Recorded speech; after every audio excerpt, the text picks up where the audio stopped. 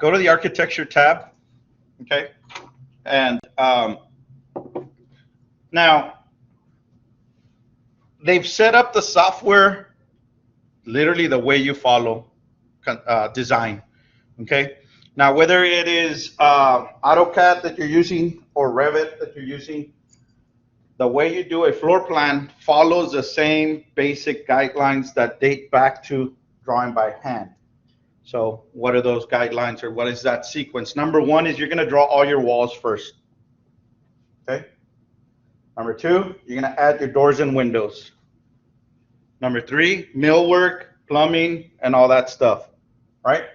After that, you go back in there and you start annotating. What do you annotate? You put room names, door labels, window labels, and then finally you dimension the plan. That sequence, that's the same sequence we're going to follow. Look at the ribbon on your architecture tab. What is the first tool? What's the next tool? What's the next one? Right after that, in Revit, guys, pay attention. In Revit, if it is not a door, if it's not a window, and it's not a wall, it's a component. Everything else will be a component. Okay. Once we're done, we go to annotate, and then we would change to the annotate tab and start annotating. But we follow that same sequence. Hence, how they set up the ribbon in the order that you're supposed to follow already. So the first tool we'll learn today, walls. Go ahead and click on the top part of the word walls. Yeah, click on the top part. I'm going to hit escape. Don't hit escape. I'm just going to show you what's below it because there are other options. Okay, so I'm going to hit escape. Don't hit escape. So under the walls, there's other things. There's architectural wall, structural wall, a wall by face, and then we can do later on in the future wall sweeps and wall reveals. Just wanted to mention that there are other options. Normally, though, you're just going to use the wall tool. Okay? When you activate the wall tool, right away, pay attention to your options bar. It's where I'm hovering right now. That bar right there gives you options for your walls, excuse me. Right off the bat, default. We just activated it. We just opened the software. The wall is unconnected, and it's 20 feet high. Too high for a house. Too high for a commercial building. Well, some commercial buildings, right? But right off the bat, it is unconnected right here. It says unconnected. You see UNCNN. And then 20 feet high. Now, we could come in here, okay, and say, well, it's going to be a house. I want my walls at 8 feet high. Okay? I can do that. I suggest not to, okay? I suggest not to, but we could do this. All right? Now, right after the height of the wall, and if it's connected or not, is how are you going to draw this wall? By default, it's set to the wall center line. So however wide or thick your wall is, it's going to draw right in the middle. And then chain and offsets. Okay, so depending on how you draw and what you're going to draw and how you're going to draw, this is also going to be important right here. Okay. Now, my suggestion to you as a drafter, designer, new user or user to Revit, if we're drawing the house, which is where we're going to start to draw, right? Finish face exterior, okay? Finish face exterior. Now, this is important. This is important in the sense that if I have a setback that is X wide, right? And I'm going to draw. If I draw using center line, okay, and I click and I drag and I say 50 feet, and then I come down and draw my wall, and when I close it, my house is actually going to be the thickness of my wall too big because we're drawing halfway, so half of that wall is past my setback line, and on the other side, half of my wall is going to be past that setback line. That's important if you're drawing on a regular lot that's 50 feet and you end up with a 38 wide house. Okay, here, and the plan I chose, not really a big deal, but if you get used to it, if you use finish face exterior, your measurements, outside measurements will stay exactly what you want. If you use any of the other ones, there's going to be movement around. I'm going to put mine on finished face exterior. Now, we're going to get into designing or creating our own walls. Before we do that, I'm going to demonstrate. You don't need to do this part of it, but I want to demonstrate this for you, okay? So remember that I told you by default, this is set up unconnected. It's set up at 20 feet. I can change it here to say 8 feet, right? Now, if I draw a wall, okay, hit escape. Okay, you don't, like I said, you don't have to do this, just demonstrating it, right? There's a wall right there, right? You see it? This wall is unconnected. It's 8 feet high. Normally, that's what a house is, right? 8 feet high. Now, I'm going to draw a second wall. Come on, wall. Oh, no, it doesn't want to go. All right, come on, wall. Okay. This time, though, I'm not going to have it unconnected. I'm going to say, I want my wall to go to my top of plate. Remember those levels we made at the beginning? Day one or day of using this software? Okay. Now, what's the difference between those two walls? Honestly, right now, nothing. They're both 8 feet high. They're both the same material. The only thing is one is unconnected.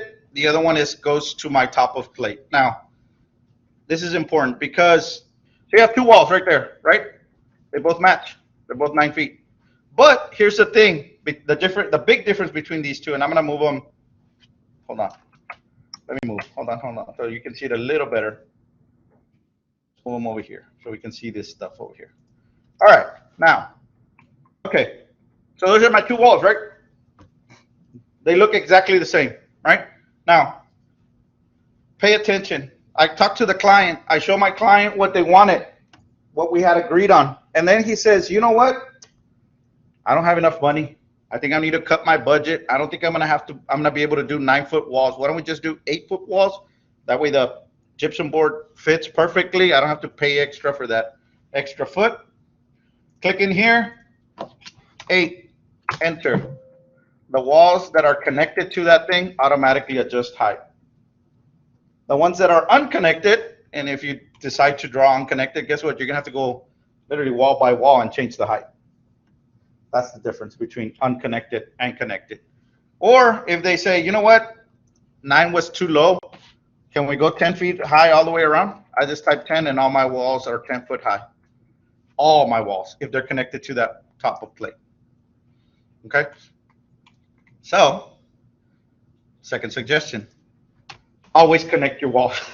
Don't do unconnected walls. It's just going to cost more work in the long run if there are changes. Now, if there are no changes, well, then you might be okay. But why risk it, right? Why risk it? I mean, how long does it take you to just type the number there and it automatically adjusts all your walls? Everybody go to south, your south elevation, and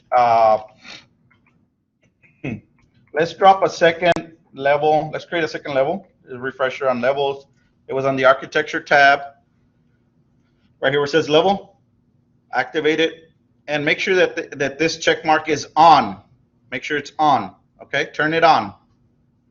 And then go line it up on the left-hand side, click and drag it across till you get another hidden line, line it up on the other end. So basically what I did is I added another one here, okay? Top of plate 2. Okay, name it top of plate 2. Okay, and the height, we're gonna say that our height is, see, 9, 10, 11, 12, 13. Yeah, let's do about 13. Yeah, 13 feet. Okay, set it to 13 feet. It should be blue. Now, and the reason for this, let me go ahead and go back. I'm gonna go back, guys. Go back to your finished floor. Okay. No, actually, we weren't on finished floor earlier. Make sure you go to your project browser, go to finished floor. You could say, you're probably going to say, Mr. Reyes, why don't I see my setback lines here? They don't show up here, but if we go to the site one, they're there. You see those? But if you go back to finished floor, this is another level, right? They don't show up. Well, they don't show up because those lines are detail lines, meaning you're only going to see them there. You're not going to see them everywhere. Okay? But what we do see is our property line, right? Go ahead and click on the property line and hide it. Now, how do you hide it? Well, you go to the ribbon, and there's a blue light bulb right here. You click on it, and you can pick hide element or hide category. Okay, and we'll talk about the difference between these two as we move forward. For now, press hide element.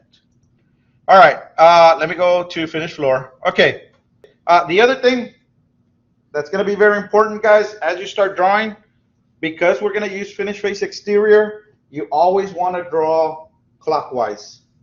Okay, you always want to draw clockwise, always. It's very important. Okay, so real quick, just to illustrate and demonstrate, I mean, you don't have to do this. If you want to, it's fine, but I'm just going to demonstrate. I'm going to pick one of the walls, and I'll go over what I just did in a little bit. Okay, and I'm going to draw a wall here for you. Okay, now, this is the back of my house. Okay, where my cursor is towards the back. There's a big difference if I'm drawing that back wall. There's a big difference if I go left to right. Then if I go, I'll go below it. Then if I go right to left, there's a very big difference. Now you can't tell right now, okay? But if I change it to medium right here, this is your view level, how detailed this drawing is, okay? Let me zoom in up here, and let me turn off my thick lines. Okay. You see this hidden line over here, this angled line at 45? That means that my brick is on the outside of the house, the way it's supposed to be. This that I drew right to left, the brick is inside the house. So unless you want brick inside your house and you want gypsum board as your exterior, then you draw counterclockwise. But if you draw clockwise, in that clockwise direction, your outside material will always be outside. Now, Mr. Reyes I could always do this. If you click on the wall, see these little arrows? What do you think it's going to do? It's going to reverse it. Pay attention, though, where the wall is right now. So when I drew it, that was the outside edge of my house, distance-wise. Yeah, you can flip them, but it's going to move them, and then you're going to move the wall back. More work. Work smarter, not harder. Okay? Very easily, if you draw clockwise all the time, no need to flip, no need to adjust the walls.